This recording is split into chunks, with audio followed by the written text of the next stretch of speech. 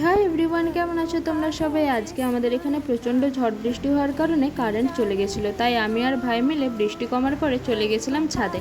আর ছাদ থেকে তুলসী মঞ্চটা দেখতে কী যে অপরূপ সুন্দর লাগে। আর আমাদের বাড়ির বাগানে কিন্তু অনেক রকমের গাছ আছে, আর সেই গাছগুলোকে দেখতে ছাদ থেকে ভীষণই সুন্দর লাগে। তারপর আবার মেঘ কালো করে এলো, আর আমরা নিচে চলে এলাম। নিচে এসেই দেখি মামনি পায়েস বানাচ্ছে, আর পাশের একটা তাওয়াতে মৌরি ভাজাও চলছে।